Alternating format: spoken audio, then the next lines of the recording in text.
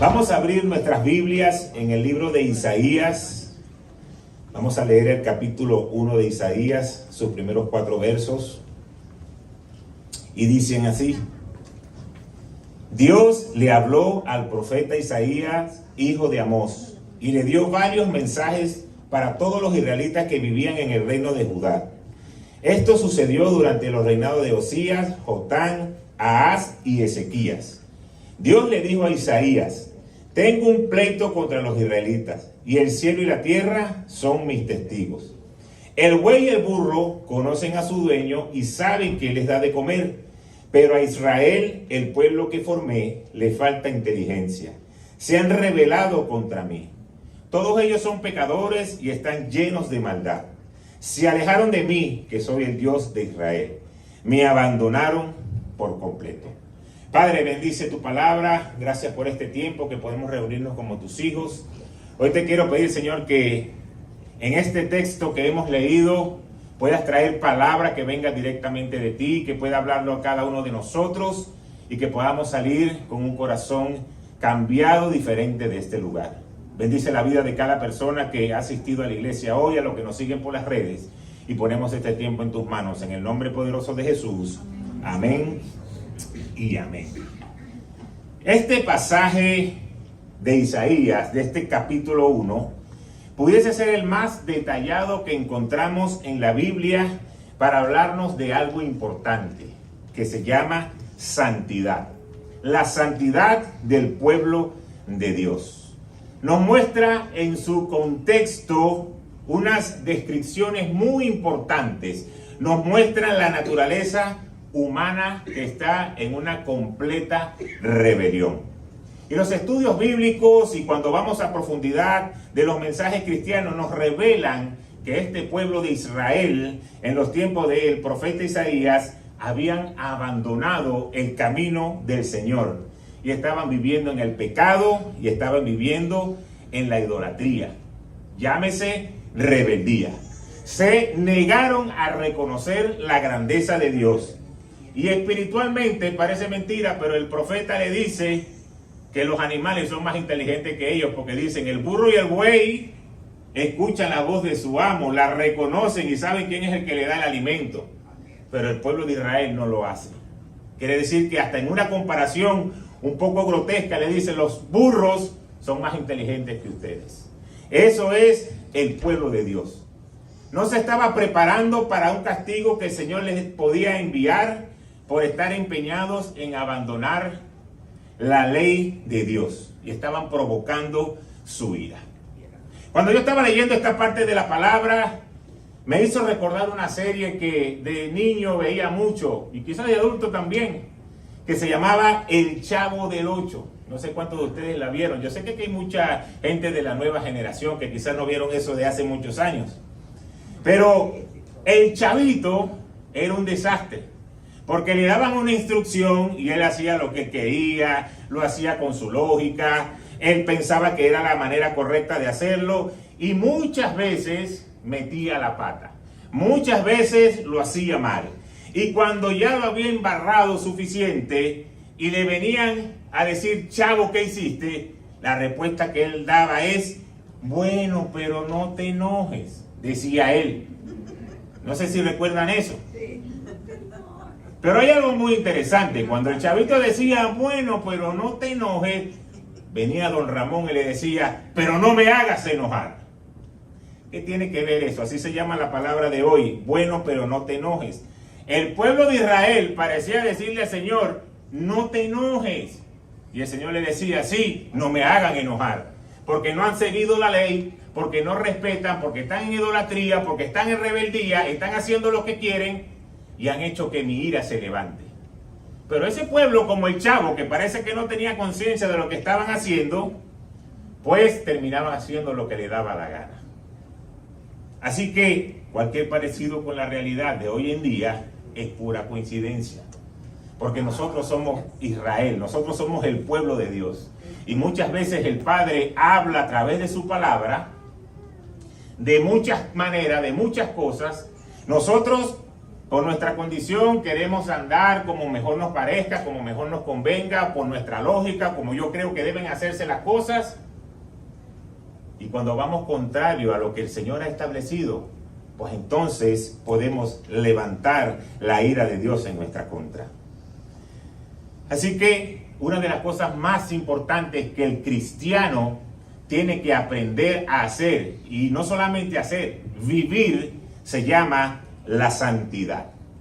¿Y por qué razón debemos vivir en santidad?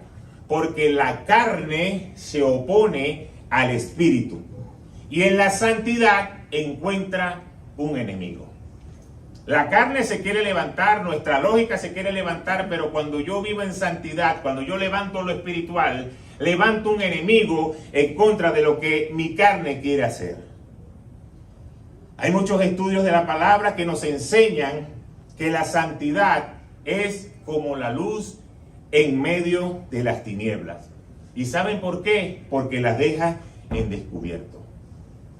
Yo recuerdo cuando vivíamos allá en Caracas hace muchos años, antes de casarme, era yo un muchacho de la casa de al lado, creo yo que de la casa de al lado, de arriba, de abajo, no sé de dónde, pero se colaron unos ratoncitos que hicieron su cueva detrás de la cocina, de la estufa, de la casa de mi mamá. Y recuerdo que todo estaba oscuro y cuando uno entraba a la cocina y prendía la luz, salían esos roedores y se escondían detrás de la estufa. ¿Por qué? Porque la luz los deja al descubierto. Yo le hice una trampa un día y estando la luz prendida, le puse un cartoncito en la mitad del hueco y una vez que prendía la luz, empujaba el cartón y no podían entrar y quedaban de este lado. Y sacaba yo mi zapato y empezaba a dar el zapatazo a esos ratoncitos. Pero ¿dónde se podía hacer todo eso? En medio de la luz. Porque si lo hacía en la oscuridad era muy difícil que los pudiese ver.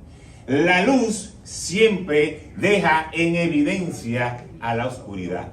Por eso debemos vivir en santidad, porque la santidad es como el aceite y el agua. La carne y lo espiritual no se pueden mezclar. Cada uno está por su lado. Y cuando leemos las Escrituras, vamos un poco más profundo, vemos que el apóstol Pablo buscó una cualidad muy personal para acercarse a la presencia del Señor. ¿Y saben cuál fue? La santidad, como el único camino para llegar a la presencia de Dios. Vamos a ver lo que nos dice en Hebreos 12, versículos 12 al 14. Por tanto, renueven la fuerza de sus manos débiles y de sus rodillas temblorosas. Hagan sendas derechas para sus pies, para que la pierna coja no se disloque, sino que se sane. Busquen la paz con todos y la santidad, sin la cual nadie verá al Señor. Querer ver al Señor, querer recibir lo que viene de Dios, de que el Señor cumple el anhelo de nuestro corazón y no vivir en santidad, eso no va junto. Si tú quieres ver lo de Dios en tu vida, si tú quieres recibir lo que Dios te ha prometido, hay dos cosas que el apóstol nos recomienda. Busquen la paz con todos, o sea, no estén en peleadera, sino que estén en paz, que puedan ser llamados unos hijos de Dios. Y lo segundo, vivan en santidad, porque sin santidad nadie va a ver a Dios. Pero hay una promesa: cuando tú estás en santidad, tus fuerzas van a ser renovadas, tus manos débiles van a ser fortalecidas y tus rodillas temblorosas van a caminar por sendas derechas. Entonces ahí viene la bendición, cuando nosotros vivimos en santidad. Tú quieres ver la mano de Dios obrar a tu favor, tú quieres ver al Señor cara a cara cuando tú te levantas en la mañana y cuando tú oras. Yo sé que sí, ese es el anhelo de nuestro corazón, pues debemos vivir en santidad. Dios no te ha prometido que te va a dar felicidad, que te va a dar victoria, que te va a dar prosperidad. La voluntad de Dios es que tú vivas en santidad. Cuando tú vives en santidad, vas a ser feliz, vas a estar en victoria y vas a ser próspero. Todo va a venir por la acción de vivir en santidad, porque el Señor nos hizo para poder vivir una vida de santidad. Yo sé, porque ya yo me lo imagino, porque yo pasé por ahí, porque muchas veces escuchando a un pastor predicar de esto, El enemigo trae un pensamiento y es el siguiente. Hay gente que no vive en santidad, que no ama a Dios, que no agrada a Dios, que no va a una iglesia, que no ora, que no lee la Biblia. Y son prosperados, tienen dinero, son bendecidos, son ricos, tienen casas, tienen yates, tienen carros. Y nosotros tenemos que tener una condición de vivir en santidad para poder ver una prosperidad. ¿Y por qué ellos no? Y yo sé que muchas veces pensamos así. Muchas veces vemos al vecino que no es cristiano y es próspero y tiene un BMW y una Mercedes y nosotros andamos en una guaguita, como dicen por ahí, dicen, ajá, ¿por qué si este ni va a la iglesia? Y yo por lo menos voy los domingos porque él tiene más que yo. Y el enemigo comienza a tirarnos esos dardos. Pero no debemos abrazar ese engaño satánico, porque hoy te voy a demostrar por medio de la palabra de Dios lo que el Señor nos quiere enseñar respecto a ese punto. Quiero que me prestes atención porque voy a leer el libro de Lucas en el capítulo 12, desde el versículo 15 en adelante. Y dice así: tengan cuidado, advirtió a la gente, absténganse de toda avaricia. La vida de una persona no depende de la abundancia de sus bienes. Entonces les contó esta parábola. El terreno de un hombre rico produjo una buena cosecha, así que se puso a pensar, ¿qué voy a hacer? No tengo dónde almacenar mi cosecha. Por fin dijo, ya sé lo que voy a hacer. Derribaré mis graneros y construiré otros más grandes, donde pueda almacenar todo mi grano y mis bienes. Y diré, alma mía, ya tienes bastante cosas buenas guardadas para muchos años. Descansa, come, bebe y goza de la vida. Pero Dios le dijo, necio, esta misma noche te van a reclamar la vida. ¿Y quién se quedará con lo que has acumulado? Así sucede el que acumula riquezas para sí mismo, en vez de ser rico delante de Dios. Fíjense lo que dice la palabra de Dios, porque este versículo me sirvió a mí para que mis ojos no estuviesen envidiando lo que la gente que no es cristiana tenía. Porque lo que nos enseña la palabra en esta parábola es que este hombre había obtenido una riqueza y no era precisamente por Dios. ¿Y sabes por qué? Porque solo él pensaba en su bienestar, no tenía a Dios presente, hablaba de un punto de vista de que era exitoso, pero levantando su propio orgullo. Y no le importaba para nada a Dios. Y cuando el Señor vio esa situación, lo que le dijo fue, eres un necio. Y así el Señor ve a las personas que no lo tienen a Él como el centro de su vida. Te voy a decir una cosa hoy. El diablo también da riquezas. No, la riqueza y la prosperidad nada más viene de Dios. No. El diablo también da riquezas. Si ustedes recuerdan la palabra de Dios, cuando Satanás tentó al Señor en el desierto, una de las cosas que le dijo fue, te entrego todo esto. Todos estos reinos, todo esto te lo voy a dar. Quiere decir que él tenía el poder para entregarle eso al Señor, pero eso no le pertenecía a él, eso era del Creador. Era un engaño. Pero Satanás también te puede dar riquezas. Por eso no caigamos en el engaño de aquel tiene y yo no. Porque todas aquellas personas que el enemigo les va dando, los da para poderlos entrampar y engañar. Y que puedan pensar en su orgullo, como este hombre de la parábola, yo no necesito de Dios porque yo he levantado mi riqueza sin ni siquiera creer en Dios. Pero fíjense cómo terminó el Señor diciéndole, eres un necio, porque has puesto toda tu fuerza y toda tu esperanza en el dinero y en las riquezas. Muchas veces la gente, para adquirir, los que no tienen a Jesús en su corazón, adquieren el dinero a través de mentiras, a través de engaños o de defraudar a otra persona. No es siempre, no es lo común, en algunos casos. O sencillamente como este hombre honrado, porque este era un hombre honrado, que estaba trabajando, que tenía su cosecha, que la había levantado con orgullo, pero en ningún momento había puesto a Dios en medio del asunto. ¿Qué es lo que pasa ahora? De esto es lo que tenemos que tener cuidado. Cuando queremos levantar riquezas, cuando queremos levantar cosas que no vienen de la mano de Dios, aquí es blanco o negro. Aquí no tenemos medias tintas. Si no viene de Dios, pues viene del diablo. Porque si viene de ti mismo, viene de un corazón orgulloso que no viene de Dios.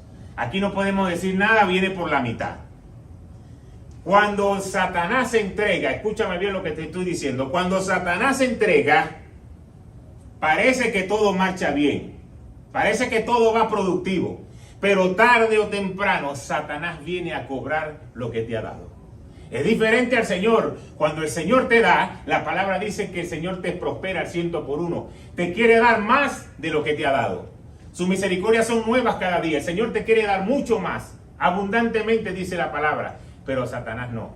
Satanás da, pero después viene a cobrar. Y ahí es donde comienza la odisea, comienza el martirio de la vida de las personas. Solamente basta con leer una pasadita por internet para que ustedes vean los desastrosas que terminan la vida de muchas personas que poseen muchos bienes. Comienzan las enfermedades, no pueden disfrutarlas, vienen los fracasos. Hay muchas cosas que el enemigo empieza a traer en las vidas y poco a poco los va alejando mucho más de la voluntad y del propósito de Dios. Y ahí es donde se cumple lo que dice la palabra: no hay paz para los impíos, porque no viene de Dios. Por eso sigamos creyendo en las promesas de Dios, de que Él va a dar lo necesario y va a proveer en sobreabundancia para cada uno de nosotros. El punto ahora no es lo que tiene Él de más, es lo que yo tengo de menos. ¿Y sabes por qué tienes de menos? Porque quizás hay un principio que no se ha establecido en nuestra vida. Se llama vivir en santidad. Porque la palabra de Dios dice que el que está en santidad va a ver cara a cara al Señor. Yo no creo que alguien vea cara a cara al Señor, que sea el Señor de una manera tan poderosa, mostrándose en la vida de alguien y no le va a dar para cada una de sus necesidades. Yo no creo que eso funcione de esa manera. Así que solamente esto era un paréntesis que quería dar para establecer una verdad que está en la palabra de Dios. No lo digo yo, lo dice la palabra de Dios. No se preocupe por lo que los demás tengan. Ocúpense de vivir una vida de santidad para que Dios te dé lo que te ha prometido. Ahora, regresamos al libro de Isaías, porque hay tres cosas importantes que yo veo en lo que hemos leído hoy. Lo primero es que hay una urgencia de una invitación, porque Dios revela el estado espiritual. Lo vimos en el versículo 2. Una de las cosas que parece que el Señor dice es una queja: estos hijos ingratos. Porque lo dice muy bien: crié hijos y los engrandecí, y ellos se rebelaron contra mí. ¿Te suena eso familiar? Aquellos que son padres. Después que yo en la noche estaba en desvelo y muchas veces no podía descansar, y te cambiaban los pañales y a las 2 horas te volvías a hacer cacao o pipí, y tenía que volver a cambiarte. Y muchas veces dejé de comer para que tú comieras. Y ahora que estás grande, te digo una cosa y tú crees que te la sabes toda. Yo no sé si a alguno de los padres le ha pasado eso, pero a nosotros nos pasó bastante. Muchas veces pensamos que lo que leemos en la palabra de Dios es para los pueblos antiguos, para la época antigua. Pero cuando Dios habla en su palabra de Israel, nosotros tenemos que meternos ahí, porque somos el pueblo de Dios, somos hijos de Dios. Así que lo que la palabra nos está enseñando es para nosotros también. El Señor dice: crié hijos, los engrandecí y se rebelaron contra mí. Los saqué de la esclavitud, los puse en una posición de ir a una tierra prometida, y ahora que están en la tierra prometida se han olvidado de mí. Casualidad. Muchos de nosotros estábamos en Venezuela, o en Ecuador, o en Colombia, en Paraguay, en Uruguay, en Bolivia, en Perú, Cuba, Dominicana, Puerto Rico. Y decíamos: Señor, necesito una mejor calidad de vida. ¿Le suena eso? Porque yo muchas veces le escuché. Aquí en el país donde estamos, está el país, está la familia, está la casa, pero necesitamos una mejor calidad de vida. Y nos vamos hacia la tierra prometida. Pero una vez que estamos en la tierra prometida, llámese Miami, comenzamos a rebelarnos en contra de Dios. Ahora tengo tanto trabajo, ahora tengo tantas cosas en este sistema que ya no tengo tiempo de leer la palabra, que ya no tengo tiempo de orar, no tengo dinero ni siquiera para ofrendar porque todo se queda pegado en la renta de todo lo que hay que pagar. Y lo que era una bendición de repente se convirtió en algo contrario. Pero Dios te dice, tú oraste por una salida, tú estabas buscando mejor calidad de vida, pudiste ver a tus hijos crecer en un sistema donde quizás están afuera en la calle y no tengas miedo de que pase un motorizado y se lo lleve, pero ahora en esa tierra prometida, tú te has rebelado contra mí. No vayan a ver para los lados ahora. Pero yo sé qué pasa. ¿Y sabes por qué pasa? No pasa por el lugar donde estamos, pasa por el corazón que tenemos. Porque si tú te quedas en Venezuela, en Ecuador y en todos los sitios que nombré ahorita y tu corazón no es el correcto, vas a hacer lo mismo que haces aquí. Porque no se trata de un lugar, se trata de lo que hay en nuestro corazón. Y es lo que el Señor ve, el corazón. Y por eso le decía al pueblo de Israel, ustedes se han rebelado contra mí. Así que cada cosa, cada acción que nosotros hacemos que no agrada a Dios, demuestra que hay un corazón rebelde que se ha levantado en contra de la ley de Dios, de lo que dice su palabra. Pero tenemos que reconocer que hemos tenido un Dios tierno, compasivo, que nos tiene paciencia, que nos cuida, que nos sigue dando, que a pesar de tanta terquedad y de tantas cosas que nosotros hacemos, ahí está Dios todos los días esperando que mi hijo termine de voltear su rostro, que comience a caminar en santidad, que comience a hacer las cosas para agradarme a mí, para yo soltar las bendiciones que le he prometido. Ahí está Dios cada día esperando cada una de estas cosas. Fíjense esa comparación que a mí me llamó mucho la atención, de decirle al pueblo de Israel que el animal, el buey y el burro era más inteligente que ellos, porque ellos sabían qué debían hacer. Yo te voy a hacer una pregunta a ti, no te vayas a sentir como un buey ni como un burro, no le quiero meter en ese plano, pero te voy a hacer una pregunta. Si tú sabes quién te ha dado la fuerza, ¿quién te ha dado la fuerza? Yo le pregunto, ¿quién le ha dado la fuerza? ¿Quién le ha dado la energía? ¿Quién le ha dado el trabajo donde está? ¿Quién le ha dado el carro? No, yo me compré el carro con mi dinero. Ajá, ¿y quién te dio la fuerza para salir a trabajar? Porque tú pudieses estar enfermo en un hospital. ¿Y cómo sales a trabajar? Lo que pasa es que se nos olvida. Todos creemos que nosotros no lo merecemos. Cada cosa que tenemos en nuestra vida es porque Dios nos las ha dado. Nos las ha dado. Nos las ha dado, mejor dicho. Nos las dio. Entonces, si Dios nos las dio, es para que la produzcamos a favor de lo de Él. Yo no sé cuántos de ustedes que son papás, imagínense este cuadro solamente un momentico. Han tenido que salir a trabajar y sudar la gota gorda para levantar a sus hijos. Y sus hijos se levantan y usted ahí trabajando 8 horas y trabajas un part-time y trabajas un cuarto de time y duermes medio time y estás reventado all the time. Y trabajas y trabajas y trabajas para levantar a tus hijos, para que nunca le falte nada, para que no le falte el alimento, para que puedan estudiar. Y viene tu hijo, después que pasó todo ese proceso, se gradúa, comienza a trabajar, comienza a recibir dinero, y sabes que tú tienes una necesidad. Y él dice, este dinero es para la familia tal que yo conocí en la universidad y voy a compartir con ellos y salgo a hacer alimentos con ellos y salgo a comer en restaurantes con ellos. Y yo sé que papá y mamá tienen quizás dificultad económica, pero yo estoy produciendo esto y ahora estas son mis nuevas amistades. ¿Cómo nos sentiríamos nosotros como padres? Yo sé que nos sentiríamos mal, porque diríamos, este hijo sí es ingrato. Después que yo sudé la gota gorda y trabajé todo lo que tenía que trabajar para que ese cabezón se graduara, hoy que ya tiene un buen trabajo, que ya tiene papeles, que ya pasó por un tiempo aquí en este sistema y no llegó con una mano adelante y una atrás como nosotros, sino que ya se levantó en el sistema, está bien económicamente y no importa, no está pendiente de nosotros, sino de las nuevas amistades que tuvo. Yo sé que como padres nos sentiríamos mal. Diríamos, bueno, yo hice lo que me correspondía hacer. Lo hice con todo mi corazón y con todo mi amor.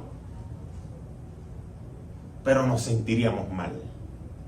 ¿Cómo creen ustedes que se siente el Padre cuando le da cada una de las cosas que le da día a día, desde que tú te levantas? Porque hay gente que, si ustedes no lo sabían, se acuestan a dormir y no se levantan más nunca. Desde el día que te levantas, sales, trabajas, tienes carro, tienes para echar gasolina, tienes para producir, regresas a tu casa, tienes un techo donde dormir, tienes calefacción, te está haciendo frío, tienes aire acondicionado, se está haciendo calor. El Señor te ha dado pequeños detalles. Y en el momento que medio tienes algo, te olvidas del Señor, de tu Padre que te ha dado cada cosa. Por eso el Padre le decía: he criado hijos y se han olvidado de mí. Eso habla de un corazón malagradecido y de un corazón orgulloso, rebelde, que no reconoce de dónde viene la fuente. Ahora, eso no es con ustedes, eso es con el pueblo de Israel, de la palabra de Dios.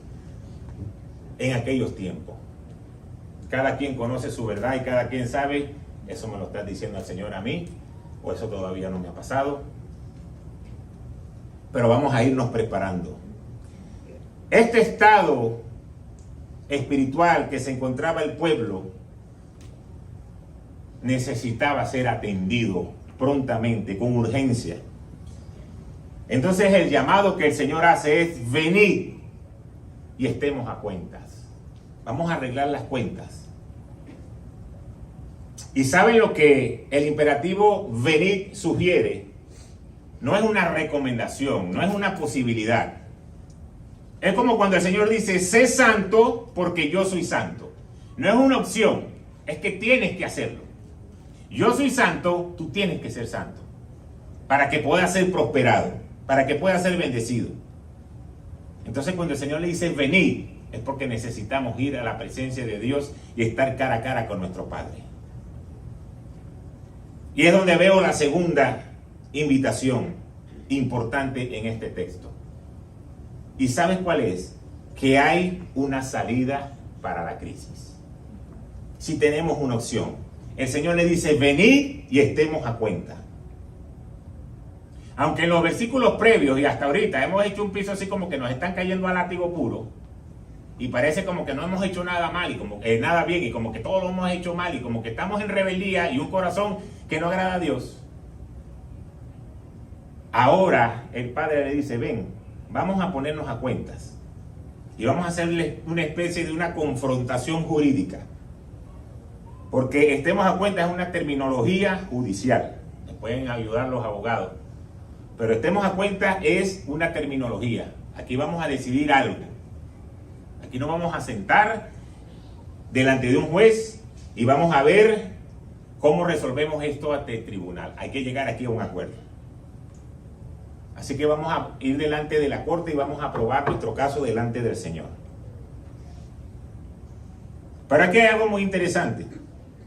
Porque Dios que confronta tu pecado, el Dios que te dice lo que quizás estás haciendo que no le agrada, es el mismo Dios que con su otra mano te ofrece una salida y que con su amor te dice: yo te quiero prosperar y te quiero levantar.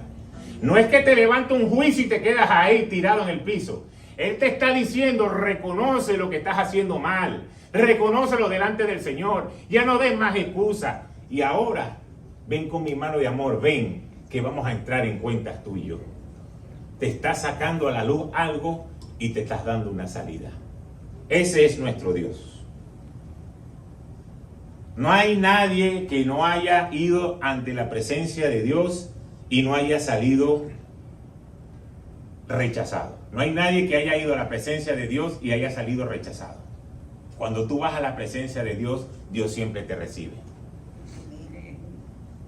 Quizás como padre, el ejemplo que le puse ahorita, nuestro corazón un poquito ahí dolido, dice: ajá, sí, está bien. Voy a cambiar las cerraduras de la casa y te quito la llave. Cuando vayas a ver mi casa tienes que llamarme primero antes de entrar, porque ya está lleno de tu casa, ya ese no es tu cuarto. Pero Dios no es así. Dios más bien quiere que esta reprensión que nos está dando nos dé una alerta de lo que estamos haciendo incorrecto y que podamos caminar hacia una bendición. Porque para eso Él sacó al pueblo de una esclavitud, para vivir en bendición y llenos en abundancia en esa tierra prometida. Así que ese es nuestro Dios. Es un Dios santo tratando con el pecador. Es un Dios de amor que tiene misericordia. Y lo más importante es que no se acuerda de las cosas malas que hacemos cuando nosotros nos arrepentimos. Satanás, escúcheme bien, Satanás es experto en, te equivocaste, busca excusa. Te equivocaste, no lo reconozcas. ¿Cómo tú vas a doblegar tu orgullo ante alguien? No, sigue peleando a favor de eso.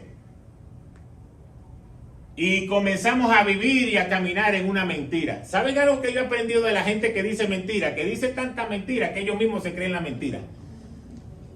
Hubo un momento que yo, cuando me votaron por malo, porque ya estás votado. Y no, que a mí me votaron porque yo le caía mal a un pitcher, o le caía mal a un gringo, y le caía mal al otro, entonces me hicieron la vida imposible. ¡Mentira! Pero de tanto contarlo, para yo no quedar mal, para que mi orgullo no fuera golpeado, hubo un momento que yo mismo empecé a darme lástima, y yo mismo decía, wow, tú tienes razón, vale, te trataron mal. Yo mismo me creía la mentira que estaba diciendo. Eso le pasa al que dice mentira. Y la mentira ¿viene de dónde? Del padre de mentira, de Satanás. Entonces es mejor decir una cosa que soporte lo otro, y que soporte lo otro, y que soporte lo otro, para ver por dónde salimos. Para Satanás es mejor que tú hagas eso. Pero para Dios es mejor que nosotros reconozcamos delante de Él que hemos fallado, para que la gracia y la misericordia de Dios nos abrace, nos arrope y nos dé una nueva oportunidad.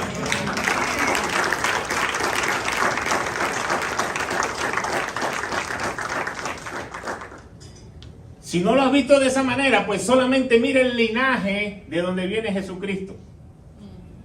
Lee la palabra de Dios, no lo voy a decir en esta prédica, pero nada más ve el linaje de donde viene el Señor, la descendencia, de cuántas mujeres conformaron esa descendencia y qué era lo que hacían. Y de esa línea nació nuestro Salvador, nuestro Redentor. De una línea que quizás no le daba orgullo a mucha gente, pero de ahí viene el Señor. ¿Por qué? Porque es mejor que nosotros reconozcamos delante del Padre. Yo sé, Señor, que he fallado en este punto. Yo sé, Señor, que esto no lo he hecho correcto. Y te pido perdón y quiero comenzar otra vez. Eso agrada más el corazón del Padre a que sigamos viviendo en un engaño y en una mentira. Porque ahí Satanás nos quiere empujar. Y no vamos a poder vivir en santidad. Por último, hay una poderosa promesa que es la que a mí me gusta, que es la promesa del perdón. Vamos a ver lo que dice Isaías 1, 18 y 19. Vengan, pongamos las cosas en claro, dice el Señor. Aunque sus pecados sean como escarlata, quedarán blancos como la nieve. Aunque sean rojos como la púrpura, quedarán como la lana. ¿Están ustedes dispuestos a obedecer? Comerán lo bueno de la tierra. Eso es lo que el Señor nos está prometiendo. A mí no me importa el color de tu pecado. A mí no me importa lo que tú hayas hecho. Cuando tú vienes y ponemos las cuentas claras con el Señor, dice que vamos a ser blancos como la lana. ¿Y por qué el Señor escogió estos colores? Yo desde aquí puedo ver rápidamente y puedo ver cómo estamos nosotros vestidos. Y quiero invitar a Juan. Juan, ven aquí un momento adelante, porque desde aquí te vi que estás rojo. Ven aquí adelante. Y Bárbara, tú estás de blanco. Pasa aquí adelante. Hoy no está Ricardo, ahí está Bárbara.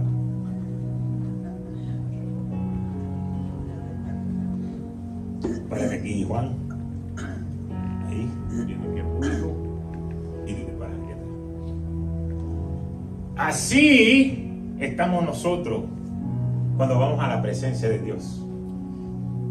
Quizás con pecado, con cosas que hemos hecho que no le agrada, con un corazón que no quiere reconocer la falta, con un corazón de excusa, con un corazón de pretexto, con un corazón de buscar la lógica, como lo hacía el chavo. Pero no se enojen.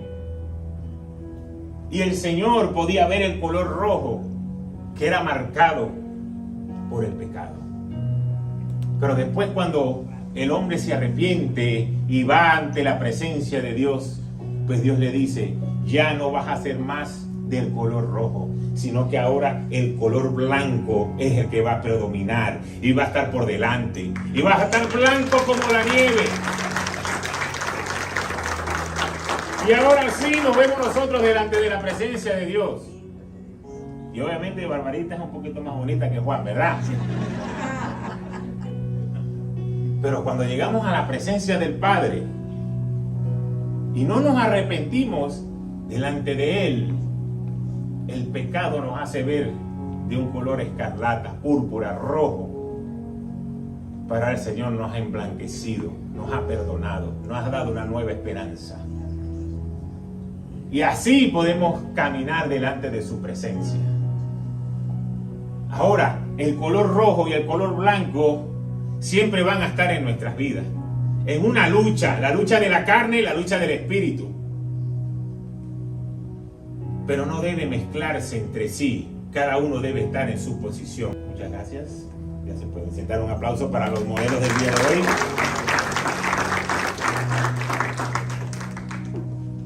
Yo no sé este fenómeno, pero si tú vas a lavar ropa y agarras ropa oscura y la metes con ropa clara, la pones a lavar y la ropa blanca, clara, agarra un colorcito como medio oscuro. ¿Es así o no es así? ¿Por qué? Bueno, porque los colores oscuros pasaron a los colores blancos. Estabas de blanco, Julio, y no te viste salvar. Pero hay un fenómeno. Y yo no sé, de repente alguien lo tenga hoy que yo lo pueda ver.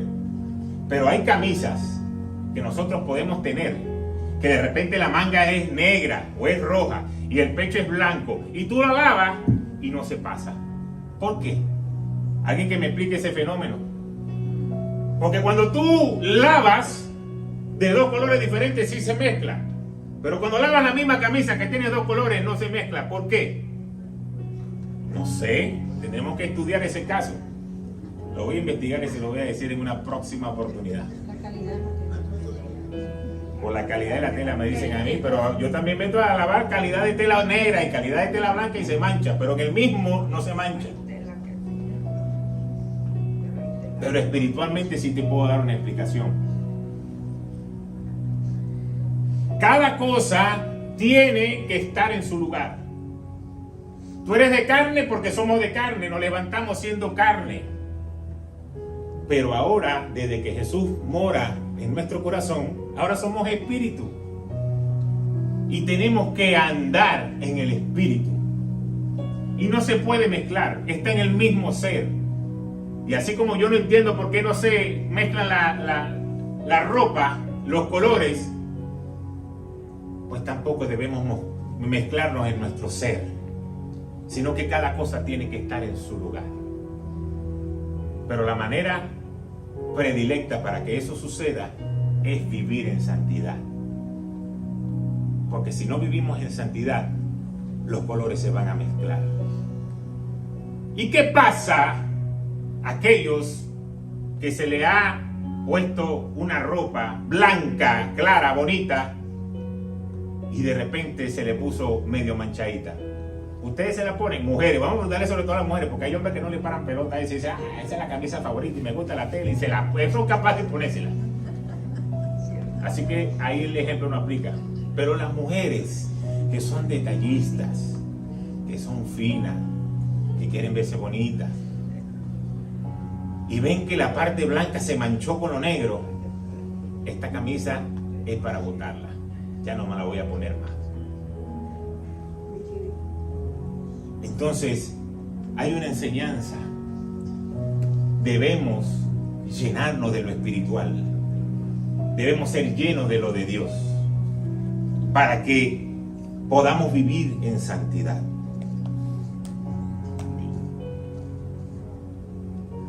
Vamos a concluir creyendo algo.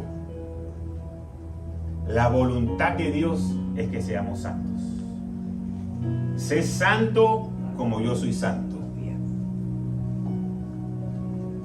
Por eso yo sé que hoy el Señor le está dando muchas respuestas a muchos que han venido con la mente de ¿por qué yo no termino de alcanzar lo que estoy esperando? ¿Por qué no termino de ver una respuesta? Si yo voy a la iglesia, si yo diezmo, si yo oro, si yo creo, pero quizás no hemos vivido una vida de santidad. Todavía hay cosas que vemos que nuestros ojos ven, hay cosas que nuestra boca dicen, hay cosas que nuestro oído escucha, que no agradan a Dios. Y aunque seamos en el mismo ser como la ropa, la camisa, que se le quede ese ejemplo, y cuando vayan a lavar la ropa se acuerdan de ese ejemplo.